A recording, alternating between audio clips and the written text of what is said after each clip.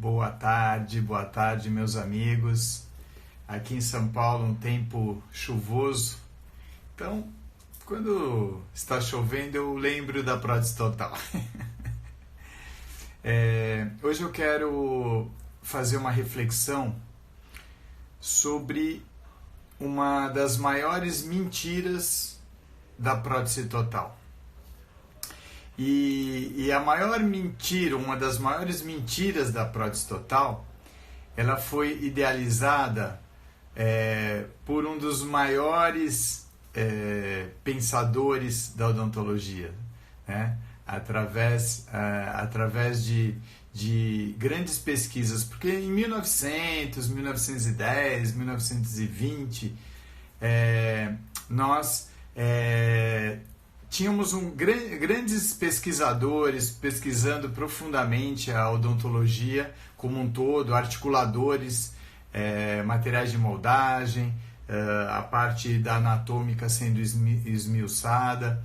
Então, eu vou primeiro falar qual que é a mentira, né? Todos esses idealizadores, eles tiveram uma contribuição muito importante. Mas algumas coisas na Prótese Total são ditas e elas são repetidas ao longo das décadas e agora até dos séculos, né? Então, que é o seguinte: a altura do incisivo central superior, ela é a altura da linha alta do sorriso. Então, como é que a maioria das pessoas aprendem, como é que a maioria das pessoas fazem na clínica? Elas põem o plano de orientação na boca, elas pedem para o paciente dar um sorriso com o plano e elas marcam a parte mais alta da linha do lábio superior, na região do tubérculo, e aquela linha é chamada de linha alta do sorriso, né?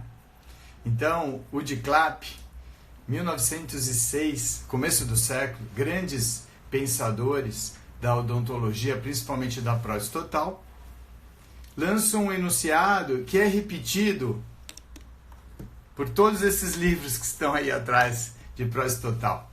Então, se eu pegar qualquer livro, né, do grande professor Tadashi Tamaki, se você pegar o livro do Calmiche, se você pegar o livro de sílabos, os livros de odontologia repetem o enunciado, que se eu quero selecionar a altura do incisivo central superior, eu peço para o paciente dar um sorriso, que eles chamam de forçado. E eu dei aula 16 anos na graduação e teve uma curiosidade até, né, que nós professores chegávamos assim: olha, peça para o paciente dar um sorriso bem forçado, né? Nós vamos colocar o plano. Aí eu fui fazer uma demonstração, peguei o plano, coloquei na boca e falei assim: senhor, por favor, o senhor me deu um sorriso bem forçado? Ele fez assim: ha, ha, ha. Mais forçado que isso, impossível.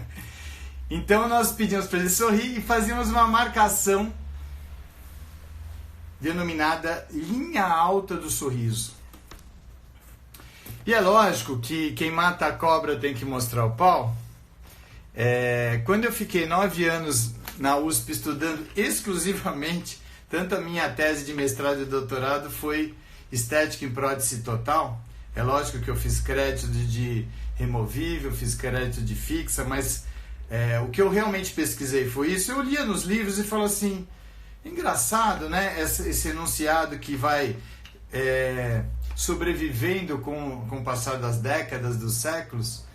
Como é que pode um negócio tão óbvio, como se fosse o ovo de Colombo, como pode as pessoas ainda, nos livros, uma passa para outra, como se fosse aquele bastão de corrida? Como é que pode? E para isso eu tenho aqui o meu convidado, o Alfred. Ele é um cara incrível, é um cara que me acompanha há muitos anos, tem sido construído. O único problema é que o cérebro dele é a bola do meu filho da França, que ele está procurando até hoje. Eu tive que construir um cérebro.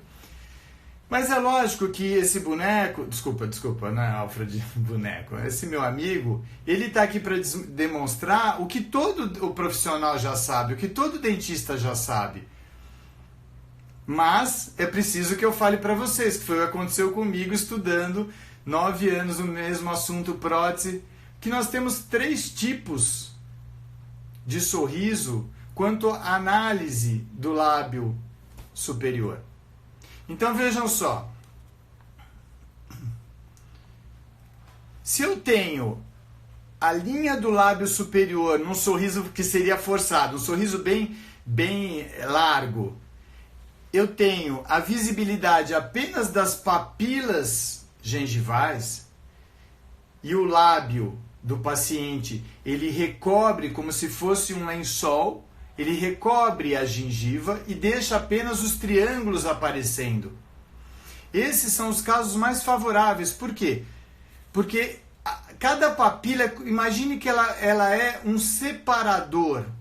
Então, aparecer uma papila e aparecer uma entradinha que a gente chama de espaço negativo entre um dente e outro, vai criar a sensação desses dentes não serem uma prótese total, estarem mais separados. Então, as pessoas que têm linha de lábio média, apenas com o aparecimento das papilas, são aqueles pacientes, aquelas pessoas que o enunciado de que a linha do lábio superior é a altura do incisivo central superior, só apenas para esse tipo de paciente ela funciona e dá certo. E na natureza nós sabemos que esta não é a maioria. A maioria são linhas de lábio alta e linha de lábio baixa, que somados são maiores do que isso. Então, se na clínica eu for marcar a linha alta do sorriso e não analisar qual é o tipo de visibilidade que eu quero dar para aquela prótese, linha de lábio baixa, linha de lábio média ou linha de lábio alta, eu estarei correndo, na maioria das vezes, um risco de errar. Eu só vou acertar quando esse for o paciente que eu pegar. Mas um outro exemplo, que é o meu exemplo, linha de lábio alta, onde o meu lábio ele se eleva tanto que ele expõe o dente e expõe a gengiva. Alfred, por favor. Uma linha de lábio alta aqui, bem exagerado, Alfred. Muito bem. É o gengivão. Desculpa.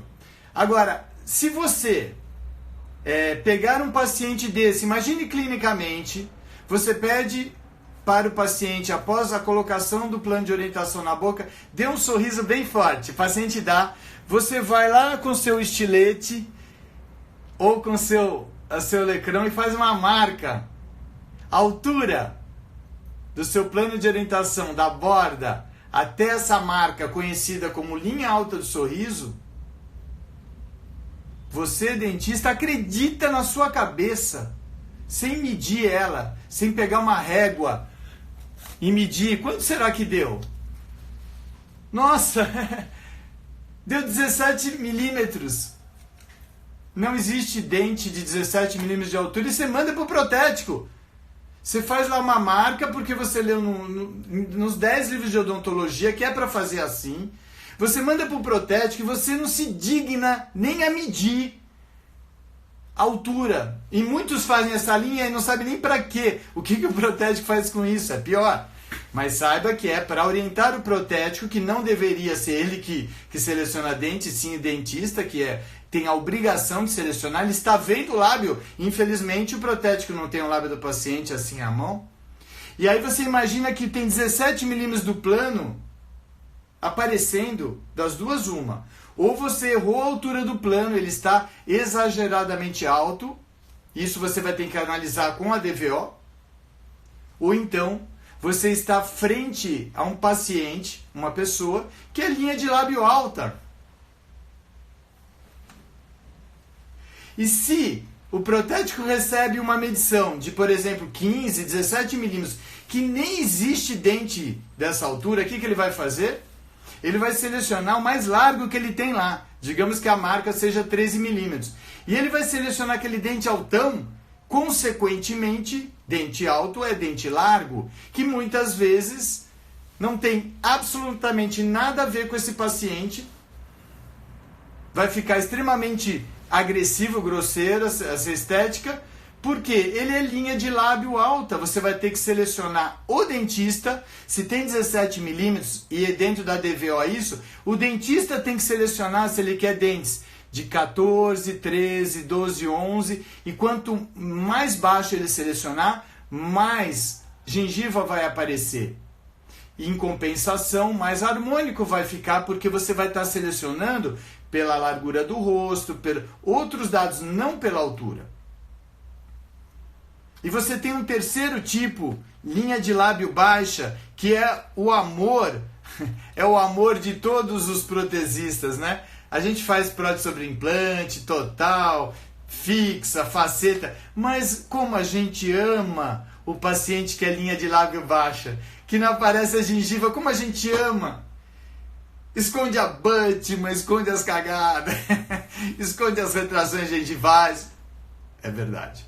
Então, que bom que existe um pano nesse sorriso, que é o nosso lábio superior, um lençol que esconde, e quando o paciente sorri, aparece parcialmente os incisivos centrais e laterais. Não aparece tudo. Então, você imagina o dentista que seguiu lá o Woody Clapp em 1906. Ele aprendeu isso certinho. Ele foi lá, mandou, pôs o plano de orientação, foi lá. Às vezes manda desse jeito, mas às vezes ele tem uma coisa, é um instrumento muito caro chamado régua. Ele vai lá e da linha alta do sorriso até a borda do plano tem 4 milímetros. Aí os meus amigos protéticos, eles sabem o que eu vou estar falando agora, porque eu fiquei 16 anos com o meu grande mestre Tomás Gomes. Eles consertam coisas que o dentista não tem nem noção. Então ele vai lá com a régua protético, vai lá, ele sabe que a linha alta do sorriso até a borda é a altura do incisivo central que ele tem que selecionar. Ele seleciona e marca 4 milímetros, ele dá risada. Porque não existe dente de 4 milímetros de altura para ele selecionar. O que ele faz? Vou pegar o menorzinho que tem, o de 8 ou 9 da marca comercial. Só que aquele dente menorzinho, consequentemente, vai ser um dente mais estreitinho, que muitas vezes não combina absolutamente nada com esse sorriso, com esse rosto, com a distância bisigomática. Então vejam vocês que os 3 tipos que existem na natureza, linha de lábio baixa, linha de lábio média e linha de lábio alta, devem ser identificados pelo dentista, e as marcações, se ele não quer montar os dentes, as marcações de linha de lábio alta, linha de lábio média e dos caninos, ele deve fornecer ao protético já selecionando, sem às vezes o protético não precisa saber se ele é linha de lábio média, linha de lábio baixa ou linha de lábio alta. Não vai acontecer o que acontece na maioria das provas em cera, aonde você transfere a responsabilidade de selecionar dentes para o protético, com marcações que você não tem ideia do que serve. Você transfere uma responsabilidade que o protético não tem subsídio suficiente para selecionar, ele vai apenas pegar aquelas medidas, e como eu falei para vocês, muitas vezes é tão absurdo as nossas medidas, tão alto ou tão baixo, que ele meio que adequa para não sair muito daquilo que você está pedindo. Então, essas surpresas de você dar um espelho na mão do paciente para fazer a prova dos dentes em cera, o paciente se olhar e não se reconhecer, lá na alma deles, eles olham e falam: eu não era esse, eu não sou esse. Não é, Alfred? Agora, se você assume o planejamento estético do seu paciente, se você, ao fazer o planejamento, você fala: não, ele vai ser linha de lábio baixa mesmo, então eu vou selecionar dentes mais pela largura, não me interessa a altura. Agora, pode ser também que eu esteja errando na altura do plano superior. Não é que ele é linha de lábio baixa. O meu plano em altura está curto. E você tem que associar ainda essa informação na dimensão vertical de oclusão, que às vezes a dimensão vertical está boa, mas o plano inferior está acima da linha úmida do lábio, ele está muito grande, o seu superior ficou pequenininho. E na mesma DVO, se você abaixar o inferior, ele fica na linha úmida seca do lábio, que é bom, e você abaixa o superior e de uma linha de lábio média, você passa a ter uma linha de lábio, baixa para uma linha de lábio média. E você passa a ter aquele sorriso mais harmônico que existe, que é o sorriso onde as papilas gengivais e o espaço negativo individualizam o dente. E para uma prótese total, é muito melhor que ele seja a linha de lábio média, que aparece só as papilas dividindo aqueles dentes, não dá aquela sensação de monobloco, de ser uma dentadura, é muito mais favorável do que uma linha de lábio baixa. Ah, Osmar, mas você falou que nós adoramos protesista linha de lábio baixa. Lógico, esconde tudo. Mas eu não falei que é o sorriso mais bonito. O sorriso mais harmônico, mais bonito, é aquele que você tem a visibilidade inteira do incisivo central e as papilas. Então você tem, como dentista, que aprender de dimensão vertical de oclusão. Você, como dentista, tem que aprender a estética, principalmente a altura do plano de orientação superior e inferior. Inclusive no meu curso de harmonia estética eu falo muito sobre isso também, porque a altura do plano é outra grande mentira. No meu curso de harmonia eu falo as maiores mentiras. Eu falo, Osmar, como você é prepotente. Não, eu não sou prepotente. Eu estou falando para vocês. Ele falou a linha alta do sorriso, a altura do central. Eu estou provando aqui nesse vídeo de domingo que não é. Ah, Osmar, você é um crânio se ter descoberto isso. Eu não sou um crânio. Eu simplesmente fiquei 9 anos lendo esses livros que existem aí e os artigos científicos. Aí vem um aluno na internet aí fala, Osmar, me ensina a delimitar a área basal. Desculpa, meu amigo, não dá. Eu preciso pelo menos de uma aula de 2h30, porque eu tenho que falar de anatomia para você. Eu tenho que falar de osso, de ligamento, eu tenho que falar de músculo, para delimitar a basal de uma prótese total inferior. Agora, você não estuda anatomia e você quer que eu te ensine no Facebook? Abra, tem livro de anatomia ali. Anatomia, pessoal, não muda, não é? Alfred, você que tem os músculos masséter aparente, de repente aparece um músculo novo em você, na testa, toim. Espero que não seja, pode ser um corno, cuidado. Mas assim, pessoal, anatomia não muda. Demora milhões de anos, dá para abrir o livro. Hoje, amanhã, daqui a 1 ano, você vai estar sempre estudando anatomia. Então, pessoal, cuidado.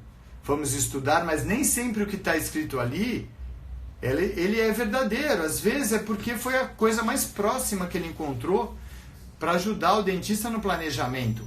Mas o dentista tem que ter a responsabilidade de saber que ele é o mentor estético do caso, não o protético.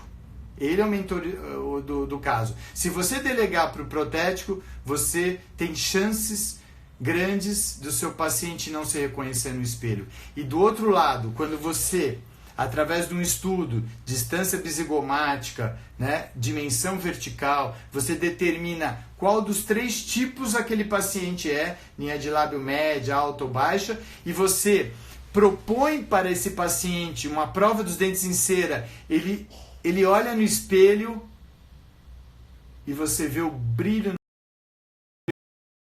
desse paciente. Porque quando ele se viu, ele se reconheceu. Lá na alma dele, no fundo da sua alma, quando ele ainda era um dentado, quando ele ainda não era ridicularizado, quando ele ainda não tinha sua baixa estima, ele tinha os seus dentes naturais. Aí as pessoas me falam, Osmar, você tem os dentes, você não sabe o que é não ter dente. Eu falei, eu sei, porque eu já sonhei centenas de vezes de que eu passava assim a língua e só tinha gengiva. Meus dentes, acordava desesperado. Então, em respeito a esses pacientes, se você puder novamente tocar na alma deles, ao eles olharem para aquele espelho e falar, sou eu. Eu não era aquela prótese com aqueles dentinhos pequenininhos, ou aquelas próteses com aqueles dentão que não cabia dentro da minha boca. Essa pessoa que eu estou enxergando no espelho agora, sou eu.